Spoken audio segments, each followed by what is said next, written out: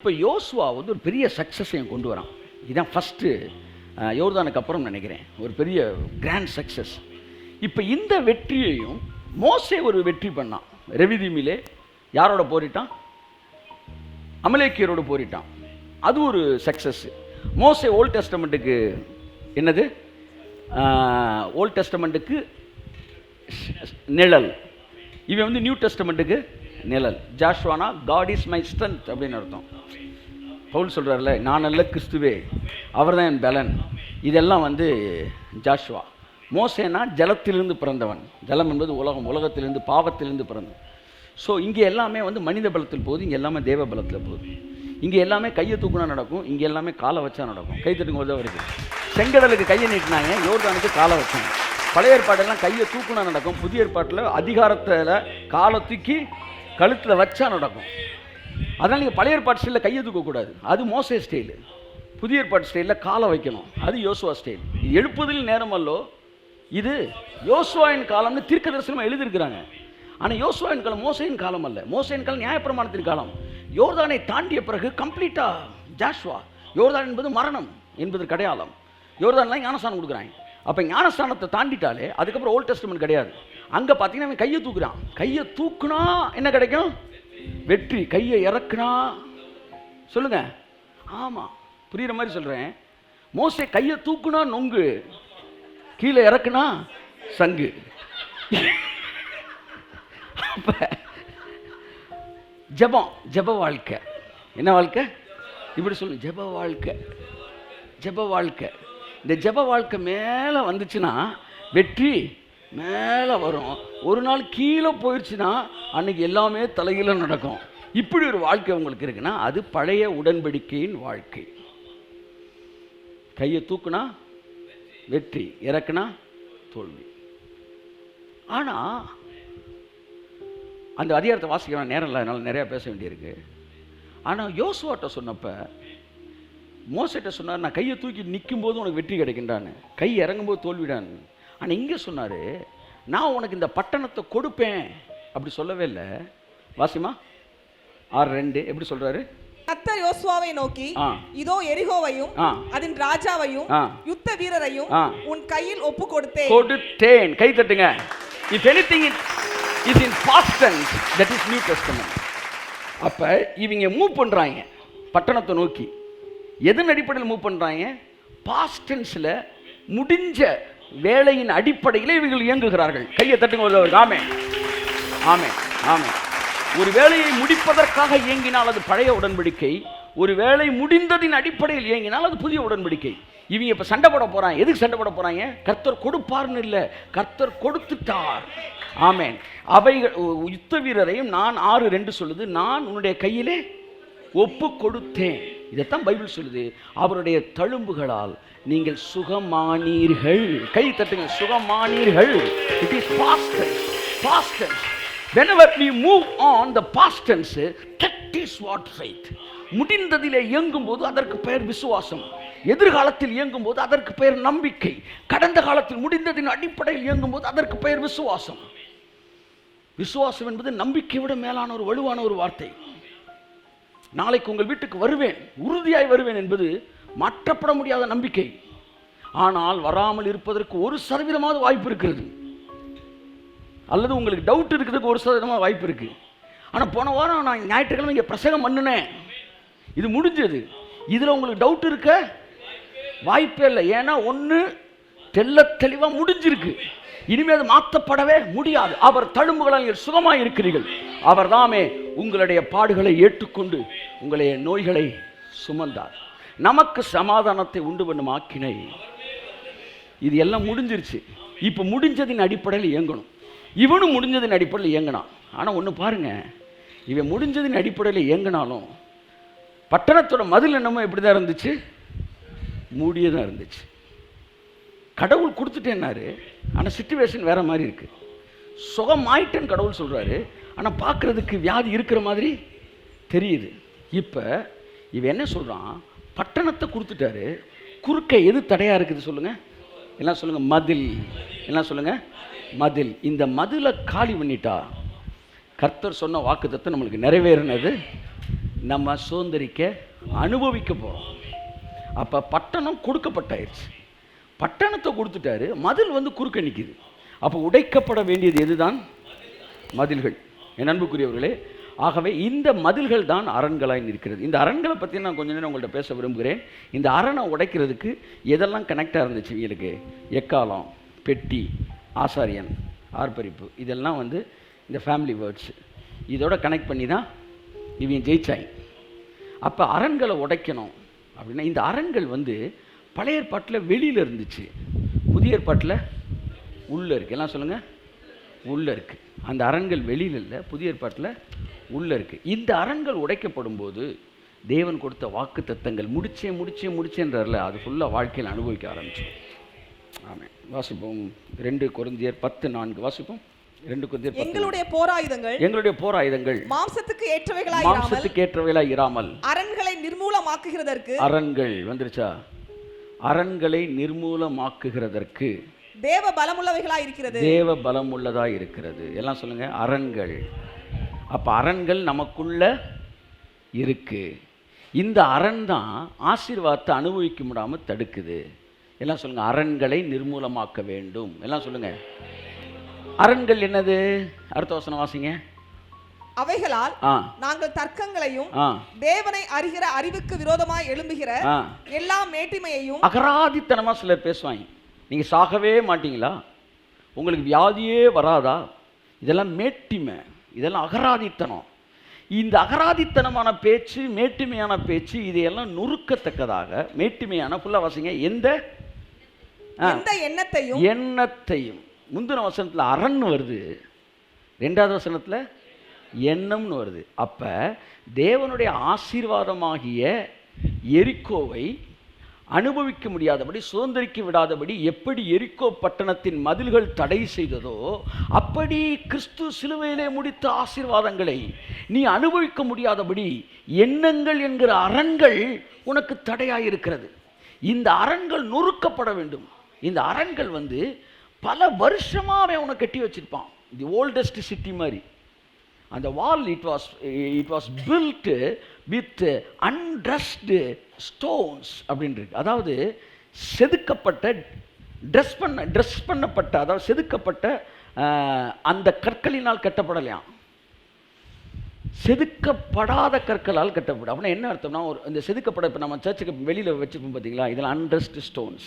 இந்த ஸ்டோன்ஸ் எப்படி ஃபார்ம் பண்ணுவாங்கன்னா, ஒவ்வொரு டிசைனில் இருக்கும். இது ஒவ்வொன்றா வச்சு பார்ப்பாங்க. இது தூக்கம், இது கரெக்டாக, இது இப்படி நெளிஞ்சிருக்கும், ஒன்று இப்படி வந்துருக்கும். அப்போ இப்படி வந்து இப்படி சேர்த்துருவாங்க, சேர்த்து இப்படி வைப்பாங்க. அப்போ அதாவது வேறு டிசைனில் இருக்கும். அதை கொண்டு வந்து கோர்க்கிறது. எல்லாம் சொல்லுங்கள். சாதாரணமாக இருக்க கல்லை கொண்டு வந்து கோர்த்து அதை கட்டுவாங்க. அப்படித்தான் சாதாரணமாக நடந்த சம்பவங்களை எல்லாம் எடுத்து, பத்தியா சொன்னோம்ல, கேட்டியா, இப்படியே கோர்த்து நான் சொன்னேன்ல, ஊழியக்காரங்களாம் இப்படி தான் இருப்பான்னு சொன்னேன்ல, பத்தியா, இந்த மாதிரி வந்து இப்படி ஒவ்வொன்றையும் வந்து யதார்த்தம் நடந்த சம்பவங்களை வச்சு கோர்த்து உங்கள் மனசில் ஒரு ஸ்ட்ராங்காக ஒன்று இருக்கும் பாருங்கள். இந்த ஊருக்காரங்கனாலே மோசமான இடம், இப்படி ஒரு பில்ட் எப்படி வந்துச்சு தெரியுமா? அவன் வந்து நடந்த சம்பவங்களை வச்சு கோர்த்து கட்டுனான். இது அரணாயிருச்சு. இந்த வியாதி வந்தால் செத்தே ஆவாங்க அப்படின்னு 100 இன்சிடென்ட்டை வச்சு உனக்குள்ள ஒரு அரணை கட்டியிருப்பான். கர்த்தர் சொல்லுவார், என் தழும்புகளாலே சுகமாக்கப்படும் வியாதி கிடையாதுரா, எல்லா வியாதியும் நான் சுகமாக்கிட்டேன்டா என்று அவர் சொல்லும்போது இந்த அரண் சொன்ன இல்லை. ஏன்னா நூற்றுக்கணக்கான கல்லுனால கட்டப்பட்டிருக்குது. இன்சிடென்ட்ஸ் உள்ள கோர்த்து இருக்கு. இந்த எண்ணங்கள் நொறுக்கப்பட வேண்டும். எல்லாம் சொல்லுங்க. எண்ணங்கள்னா அரண்கள். காலகாலமாக ஒன்று புரிஞ்சுக்கிட்டேன். நான் என்னுடைய அனுபவத்தில் நான் கண்டுபிடிச்சது, பிசாசு பிடிக்கிறவர்கள், பிரச்சனைக்குரியவர்கள், இவரெல்லாம் கூர்ந்து கவனிக்கும் போது யாரை அதிகமாக ஆக்கிரமிக்கிறானா, அதிகமாக சிந்திக்கிறவர்களே அதிகமாக டெவில் பொசஸ்ட் ஆகிறாங்க. இதை கேட்கிற லட்சக்கணக்கான பேருக்கு இந்த ஆசீர்வாதமான ஒரு ரகசியத்தை சொல்கிறேன். டெவில் பொசஸ்ட் வந்து எங்கே வருதுன்னா, people who are thinking deeply unnecessarily. ரொம்ப யோசிக்கிறான்ல, அவன்கிட்ட எளிதாக பிசாசு சொல்ல வரான். ஆனால் யோசிக்காம அப்படியே நம்புறான் பாருங்களேன், அவன்கிட்ட உள்ள நுழையிறதுக்கு அப்படியே அவன் திணறான் பிசாசு. கர்த்தருக்கார பார்த்துக்கு வர்றான். கர்த்தர் இருக்காரா பார்த்துக்குவாரா? கர்த்தர் கையை தட்டி கர்த்தர் இருக்கார், கர்த்தர் இருக்கார், கர்த்தர் இருக்கார், கர்த்தர் இருக்கார், கர்த்தர் இருக்கார், கர்த்தர் இருக்கார், கர்த்தர் இருக்கார். சொன்ன உடனே சட்டு சட்டு சட்டு அவன் கால் வைக்க முடியாம வெளியேறான். ஆமா ஆமான்னும் போது அவன் அப்படியே உள்ள வரான். அதெல்லாம் பைபிள் சொல்லுது, நீங்கள் மாம்சத்தினால் நடத்தப்பட்டால் நீங்கள் மாம்சத்துக்குரியவர்கள், ஆவியினால் நடத்தப்பட்டால் நீங்கள் மாம்சத்துக்குரியவர்கள் அல்ல. அப்ப எப்பவுமே தேவனுடைய வார்த்தையின் அடிப்படையில் நாம் இயங்க வேண்டும். வார்த்தையின் அடிப்படையில் இயங்க வேண்டும். எதன் அடிப்படையில் அல்ல? சிந்தனையின் அடிப்படையில் அல்ல. இப்ப தேவனுடைய வார்த்தைக்கு விரோதமாக எழும்புகிற சகலவித எண்ணங்களையும் நீங்கள் சிறைப்படுத்த முடியும். ஆமா, அந்த அரண்கள் வந்து பாருங்க, மிகப்பெரிய வந்து கல்லுகளால் கட்டப்பட்டதாக இருக்கலாம். ஆனால் கர்த்தருடைய வார்த்தை டைனமைட் மாதிரி, ஒரு வெடி வச்சா அத்தனை அந்த அரண்கள் என்ன செஞ்சிடும்? நிர்மூலமாயிடும். கர்த்தருடைய ஆவியானவர் சொன்னார், தேவன் சொன்னார், வந்து அவங்களை பார்த்து 7 தினம் சுற்றி வா. 7வது நாள் 1990 கண்டுபிடிச்சாங்க. பிப்ரவரி 22 கண்டுபிடிச்சாங்க. எரிக்கோ பட்டணத்தின் மதில்கள் நிலநடுக்கத்தினால் அழிந்திருக்கிறது என்று அகழ்வாராய்ச்சியாளர்கள் கண்டுபிடிச்சாங்களாம். இவன் சுற்றி மார்ச் பண்ணி ப்ரைஸ் பண்ணப்ப நிலநடுக்கமே வந்துருச்சு. வந்து சிட்டி அப்படியே உள்ள இறங்கி, சிட்டி இல்லை வாழை மதில் என்ன செஞ்சிருச்சு? உள்ள ஜகால் இறங்கிருச்சு. அப்படியே ஏறி போயிட்டாங்க, அப்படியே ஏறி போயிட்டாங்க. அப்ப நல்லா பாருங்க, விசுவாசம், விசுவாசத்தோடு தொடர்புடையது. எதெல்லாம் விசுவாசத்தை ஹெல்ப் பண்ணுது நான் பேசுறேன். ஆனா விசுவாசம், தேவனுடைய வார்த்தை தேவன் கொடுத்துட்டாரு, அதுல இணைஞ்சிருங்க. தேவன் என்ன ஆசீர்வதிக்கிறேன்னு சொல்லிட்டாரு. என் சபை பெருகும் கர்த்தர் சொல்லிட்டாரியா, அவ்வளவுதான். நீ 1000 பேசியா, நாங்க பெருகிட்டு தான் இருப்போம், அவ்வளவுதான். I never bother about these all things. அப்போ வார்த்தையோடு இணைக்கப்பட்டவனுக்கு ஆச்சா, எவ்வளவு எண்ணங்கள் வந்து அரணா இருந்தாலும் நொறுங்கிரும், நொறுங்கிரும். எதுவுமே அவன் கண்ணுக்கு தெரியக்கூடாது, வார்த்தை தான் தெரியணும். அதான் அந்த வில்வித்தைக்கு வந்து கூட்டு வந்து, அது ஒரு கதை. அதில் வந்து அவனை கூட்டிகிட்டு வந்து இன்னொருத்தனை கூட்டு வந்து 2 பேரில் ஒருத்தன் தான் நான் செலக்ட் பண்ண போகிறேன். இப்போ வில்வித்தை நான் உங்களுக்கு சொல்லித்தர போகிறேன். பாரு, அந்த தூரத்தில் ஒரு மரம் இருக்கா? ஆமாம் மரம் தெரியுது சார். மரத்தில் ஒரு களை தெரியுதா? அவன் வில்லை வச்சு ரெடியாக நிற்கிறான். தெரியுது. எதை சார் அடிக்கணும்னு சொல்லுங்கள். இப்போ நான் சொல்கிறேன், நீ கரெக்டாக அடிச்சுன்னா உன்னை வந்து நான் செலக்ட் பண்ணிடுறேன். மரம் தெரியுதா? தெரியுது. களை தெரியுதா? தெரியுது. அதில் ஒரு குருவி கூடு தெரியுதா? தெரியுது. அதில் ஒரு குருவி தெரியுதா? ஆமாம் தெரியுது. அதுக்கு கீழே ஒரு முட்டை தெரியுதா? ஆமாம், அதைத்தான் தூக்கணும். ஆனால் நீ ஃபெயிலியர்ன்ட்டார், நீ ஃபெயில்டு.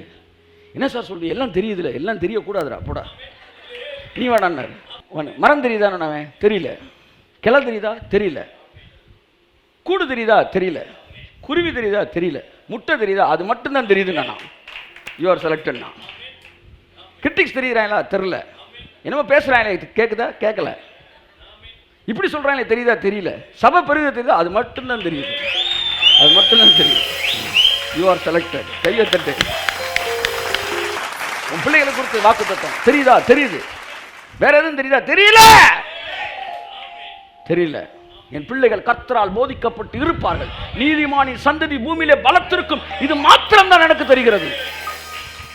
ஆமென். அது மட்டும் தான் தெரியும், எதுவும் தெரியல. இந்த மாதிரி வார்த்தையோடு இணைக்கப்பட்டிருக்கும் போது அரண்கள்லாம் உடைதான். இந்த அரண்களை நிர்மூலமாக்குகிறதற்கு பவுல் சொல்றாரு. எது நிர்மூலமாக்குது? எண்ணங்களை. வாசிங்க அந்த வசனத்தை திரும்ப. 2 கொரிந்தியர் 10:4 வாசிங்க. எங்களுடைய போராயுதங்கள், எங்களுடைய போராயுதங்கள் மாம்சத்துக்கு ஏற்றவைகள். எரிக்கோ பட்டணத்தின் மதில்கள். மதில்கள் என்பது நீங்க வெளியிலே கிடையாது, எல்லாம் உள்ள இருக்கு. இந்த அரண்களை பத்தி நான் ஏற்கனவே நிறைய எடுத்திருக்கிறேன். இன்னைக்கு நான் உங்களுக்கு இதை பத்தி பேச விரும்புறேன். இந்த அரண்கள் எப்படி நிர்மூலமாக போகிறது? வாசிங்க.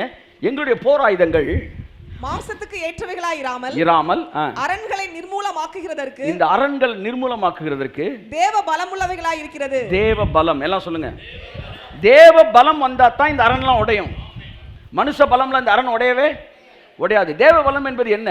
ரோமர் 1:16 வசனத்தை எடுத்து வாசித்தீர்கள் என்றால் தேவ பலம் என்ன என்றதை நீ பார்த்துடலாம். அதை வச்சுட்டு அதை நொறுக்கணும். எல்லாம் சொல்லுங்க. தேவ பலத்தை வச்சு நொறுக்கணுமா? தேவ பலம் என்றால் என்ன? அதை பார்த்துட்டீங்கன்னா, அதை தூக்கி அந்த வெடியை தூக்கி வச்சுட்டீங்கன்னா, கையை தட்டி கொடுத்து. ஆமென். அந்த வெடியை தூக்கி வைக்கணும். தேவ பலம்ன்ற வெடி என்ன? 1:16 வாசிங்க.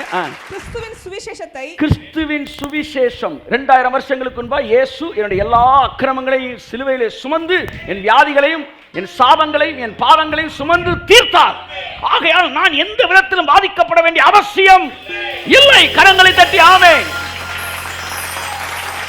என்கிற அந்த சுவிசேஷம். வாசிங்க.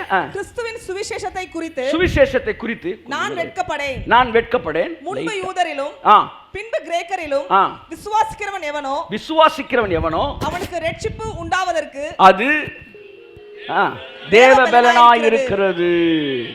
அப்ப தேவ பலன் எது? சுவிசேஷம். உங்க என்ன சொல்லும்?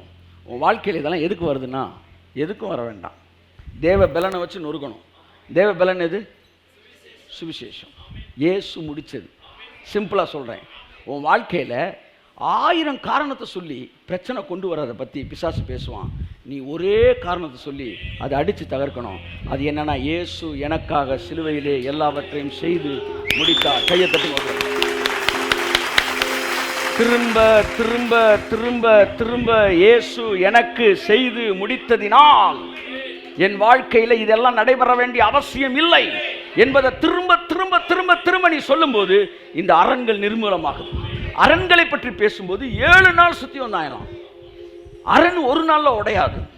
அரண் எத்தனை நாள் ஆகுது? By faith for 7 days. 7 நாள். எப்பவுமே இந்த மைண்டில் இருக்கிற இந்த அரண் இருக்கு பார்த்தீங்களா, இது பிறந்ததுலேருந்து தேவையில்லாததை கேட்டு கேட்டு அண்ட்ரஸ்டு ஸ்டோன்ஸை வச்சு கட்டியிருப்பாங்க. இப்போ இது உடையணும்னா ஒரு நாள் செய்தியை கேட்ட உடையாது. தொடர்ந்து தொடர்ந்து சிலுவையிலே இயேசு எனக்காய் செய்து முடித்தார். சிலுவையிலே இயேசு எனக்காய் செய்து முடித்தார். சிலுவையிலே சாபங்களை நீக்கினார். சிலுவையிலே பாவங்களை நீக்கினார். சிலுவையிலே அக்கிரமங்களை நீக்கினார். சிலுவையிலே என்னுடைய குணங்களை மாற்றினார். மறுபடி மறுபடி மறுபடி மறுபடி மறுபடி சொல்லுங்க. 7 நாள் சொல்லுங்க. மறுபடி மறுபடி மறுபடி மறுபடி மறுபடி மறுபடி பட்டணத்தை சுத்து. தேவன் கொடுத்த வாக்குத்தத்தத்தை சுத்து. தேவன் சொன்ன அந்த தேவ பலத்தை வச்சு அரண்களை தகர்க்கணுமா? பலத்தை வச்சு அரணத்தை. பலன் என்ன சொல்லுங்க? சுவிசேஷம். மறந்துடுவே கூட உங்க வாழ்க்கையில. சுவிசேஷம்னா என்ன? தேவ பலன். சொல்லுங்க. நான் சுவிசேஷம் என்னன்னு கேட்பேன், நீ கரெக்டா சொல்லணும். சுவிசேஷம்னா என்ன? அப்ப நியாயப்பிரமாணம்னா என்ன? கரெக்டா சொல்லிருங்க பார்ப்போம். ஈஸியா சொல்லிடலாம். மனுஷ பலன். நியாயப்பிரமாணம் என்பது மனுஷ பலம். சுவிசேஷம் என்பது அவ்வளவுதான். கையை தட்டை ஆமென்.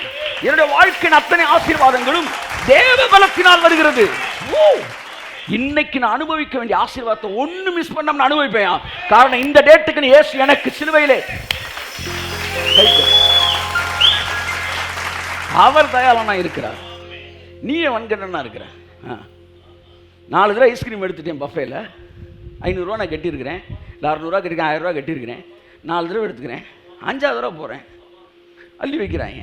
பக்கத்தில் முறைக்கிறான். அவர் தயாளன்னு இருக்கேன். உனக்கு paid. We paid the price. கையை தட்டுங்க. முடிஞ்சா நீ வாங்கி சாப்பிடு.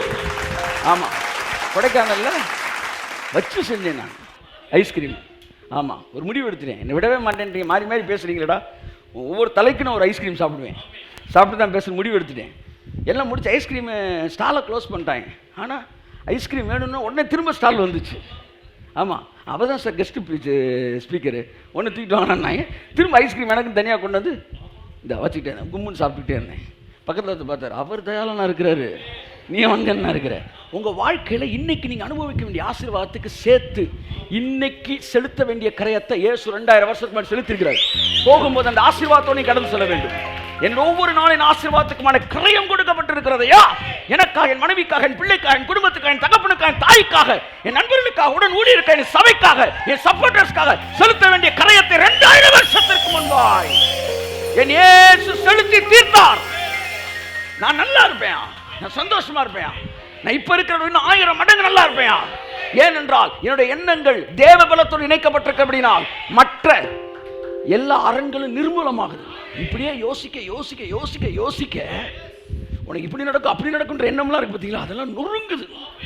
இதையே யோசி. பக்கத்தில் சப்பு நடு சொல்லுங்க. இதையே யோசி, இதையே யோசி. திரும்ப தட்டுங்க, திரும்ப தட்டுங்க. இதையே யோசி, இதையே யோசி, இதையே யோசி. இதுதான் தேவ பலன். எந்த எண்ணத்தையும் கிறிஸ்து இயேசுவுக்கு கீழ்ப்படிய சிறைப்படுத்துகிற, அரண்களை நொறுக்குகிற. சிலருக்கு நிறைய வாக்குத்தத்தம் கொடுத்துருப்பார் கர்த்தர், ஆனால் உள்ளே போகாது. 6:1 வாசிமா. எரிக்கோ பட்டணத்து மதில் என்ன செய்யுமா, வாசலை இறுக்க பூட்டிட்டு எரிகோ இஸ்ரவேல் புத்திரருக்கு முன்பாக அடைக்கப்பட்டிருந்தது. ஒருவரும் வெளியே போகவும் இல்லை, ஒருத்தனும் வெளியே போகவும் இல்லை, ஒருவரும் உள்ளே வரவும் இல்லை. பார்த்தீங்களா? சிலர் தொடர்ந்து வாக்குத்தத்தம்லாம் கேட்பாங்க, நான் உனக்கு கொடுத்துட்டேன், அதை கேட்குறேன். ஆனால் இந்த அரண் இருக்கு பாருங்க, இப்போ ப்ராப்ளம் என்ன தெரியுமா? ப்ராமிஸ் வந்து உள்ளே இருக்க பட்டணத்தை பற்றி, ஆனால் அரண் வந்து என்ன செய்யுது? பெரிய ப்ராமிஸை கேட்டு சர்ச்சையாக செஞ்சுட்டு ஒருத்தன் மட்டும் அப்படின்னா அப்படின்ற மாதிரி நான் ஏன்னா வந்து அரண் வலுவாக பூட்டி இருக்குன்னு அர்த்தம். ஒன்றும் வெளியவே போகலையாம். இந்த சுகர் வெளியே போகாது, இந்த வியாதி வெளியே போகாது, ஒன்றுமே வெளியே போகாது. அது ஃபுல்லாக கழுத உள்ளே இருக்கும். அடுத்து வெளியே இருக்க எந்த ஆசீர்வாதமும் உள்ளேயும் வராது. இந்த எண்ணத்தை அப்படி பூட்டி வச்சுருப்பாங்க. இதை உடைக்கிறது உள்ள ஆசீர்வாதம் இருக்குது. எல்லாம் சொல்லுங்கள். வெளியே நீ இருக்கிற சொல்லுங்கள், இடையில உன் எண்ணம் தடுக்குது. இப்போ உள்ள இருக்க ஆசீர்வாதத்தை உன் கூட இணைக்கணும்னா இடையில இருக்க எண்ணத்தை சிலுவையில் அறையப்பட்ட இயேசு என்கிற சுவிசேஷமாகிய வெடிகுண்டை வைத்து அந்த எண்ணத்தை தகர்க்க வேண்டும். This is the bottom line of today's message. கையத்தட்டு. எண்ணங்களை தகர்ப்பது சுவிசேஷம் என்கிற வெடிகுண்டு. கையத்தட்டு. Amen. Yes, by faith on the gospel. By faith on the gospel. அரணை பழைய ஏற்பாட்டில் இவங்க நொறுக்குனது, புதிய ஏற்பாட்டில் தேவ பலத்தில் நொறுக்கணுமா? அந்த தேவ பலன் என்ன? சுவிசேஷம். According to Romans 1:16, it is the gospel. The more you are connected with the blessing of the gospel, the more the ways are open. உனக்காக சொல்லப்பட்டிருக்கிற எல்லா கதவுகளும் திறக்கப்படும், எல்லா கோட்டைகளும் உடைக்கப்படும், எல்லா வாளும் நொறுக்கப்படும். எந்த அளவு சுவிசேஷம் என்ற வெடிகுண்டை நீங்கள் வைக்கிறீங்களோ. ஆமென் சொல்லுவோம். ஒரு அல்லேலூயா சொல்லுங்க. என் அன்புக்குரியவர்களே, ஆகவே இடையில இருக்கிற அரண்கள் சிலுவையில் அறையப்பட்ட இயேசு தான். இதை தகர்த்து உள்ளே இருக்கிற வாக்கு தத்துவத்துக்கெல்லாம் ஆம் என்றும் ஆமென் என்றும் உன்னை இணைப்பதற்கு அதுவே முக்கியமாக இருக்கிறது. உங்கள் அநேகர் அரண்களோடு வந்திருப்பீர்கள். உங்கள் உள்ளே இருக்கிற அரண்கள் உடைக்கப்படும் போது வெளியே இருக்கிற ஆசீர்வாதத்திற்கான அரண்கள் நொறுக்கப்படுகிறது. ஏனென்றால் வெளியே இருக்கிற அரண்களுடைய வெளியில் இருக்கிற அரண் எல்லாம் நிழல் தான், உள்ளே இருக்கிறது தான் நிஜம். இங்கே உடைச்சிட்டிங்கன்னா வெளியில் அந்த நிழல் விளைகிறோம், ஆசீர்வாதம் உனக்குள்ள கடந்து வந்துடும். என் அன்புக்குரியவர்களே, ஆக விசுவாசம் உள்ளவர்களாக இருங்கள். அந்த விசுவாசம் ஆவியானவர் எதன் மீது இருக்கிற விசுவாசம்? இயேசு சிலுவையிலே முடித்ததை குறித்த விசுவாசம். ஆமென் சொல்லுங்க. ஆகவே இது ஒரு நாள் அல்ல, 7 நாள். என்ன சொல்லுங்க? ஏன் 7 நாள்? இந்த மைண்ட் இருக்குல்ல, இந்த மைண்டு டிரான்ஸ்ஃபார்ம் பண்ணுறதுக்கு நீங்கள் தொடர்ந்து இந்த சிலுவையின் உபதேசத்தை கேட்டுக்கிட்டே இருக்கணும். கேட்க கேட்க கேட்க உங்கள் மனது மகிமையின் மேல் மகிமை அடைந்து மறுரூபம் அடையும். மறுரூபம் அடையும். அப்போ மனது புதிதானதான் மறுரூபம் அடைய முடியும். அதனால தான் சொல்கிறது, சிலுவையை குறித்த உபதேசத்தை நீங்கள் கேட்க வேண்டும். கேட்க கேட்க இந்த அரண்கள் எல்லாம் உடைஞ்சு ஈஸியாக நீங்கள் ஆசீர்வாதத்தை சுதந்திரிக்க முடியும். எங்கே பாருங்க, என்ன வேணாலும் நீங்கள் சர்ச்சுக்கு வர ஆளாக இருக்கலாம், உங்கள் மைண்டு சிலுவையின் உபதேசத்தை நம்பணும். ஆமாம், பாவிகளுக்காக ரத்தம் சிந்தின இயேசுவை நீங்கள் விசுவாசிக்கணும். திரும்ப திரும்ப ரிலீஜியஸ் மைண்ட் இருந்தால் உங்களுக்கு அந்த ஆசீர்வாதம் கேட்டுக்கிட்டே தான் இருப்பீங்க, உள்ளே போகாது. என்னைக்கு வந்து இயேசு கிறிஸ்து பாவிகளின் பாவங்களை ஏற்றுக்கொண்டு அவருடைய வியாதிகளையும் துக்கங்களையும் சுமந்தார் நீங்கள் உணர்றீங்களோ, அன்னைக்கு தான் நீங்கள் ஆசீர்வாதங்களை இலவசமாக நீங்கள் நல்லா அனுபவிக்க முடியும். இப்போ இவர்களுக்கு இந்த விசுவாசத்தினாலே இந்த அரண்களை தகர்க்கும்போது சில காரியங்களோடு இவர்களை இணைத்தார் தேவன். அரண்களை உடைப்பதற்கு ஒரு சில பொருட்களை பற்றி அங்கே பேசுகிறார். இந்த பொருட்கள்லாம் என் ஃபெய்த்தோட கனெக்ட் ஆனது. இங்கே பாருங்கள், எக்காலம் எல்லாம் சொல்லுங்கள், ஆசாரியன், பெட்டி, இதுதான் பொருட்கள். இவங்க கனெக்டான பொருட்கள். இவங்க ஃபெய்த்தை கனெக்ட் பண்ண விஷயங்கள் இந்த விஷயங்கள் தான். ஒன்று, இவர்கள் பெட்டியோடு இணைக்கப்பட்டிருந்தார்கள். எல்லாம் சொல்லுங்கள். ரெண்டாவது, இவர்கள் எக்காலத்தோடு இணைக்கப்பட்டிருந்தார்கள். சொல்லுங்கள். ஆமாம், இவங்க they were following the trumpet, they were the sound of the trumpet, they were following the ark of the covenant. நம்ம ஃபெய்த் எப்போவுமே இது ரெண்டையுமே ஃபாலோ பண்ணியே இருக்கணும். ஒன்று பெட்டி. இந்த பெட்டி என்னென்னா உடன்படிக்கை பெட்டி. எல்லாம் சொல்லுங்கள். இவன் வந்து அந்த பட்டணத்தை சுற்றுறப்ப அந்த பெட்டியை பார்த்துக்கிட்டே நடக்கணும். அப்படின்னா தேவன் எங்கள் கூட ஒரு உடன்படிக்கை பண்ணியிருக்காரு. அந்த உடன்படிக்கை என்னென்னா அப்படின்றது அந்த உடன்படிக்கையை அந்த பெட்டியை பார்த்த உடனே it is a visible tag சொல்கிறார், it's a visible visible thing of the invisible God, visible presence of the invisible God.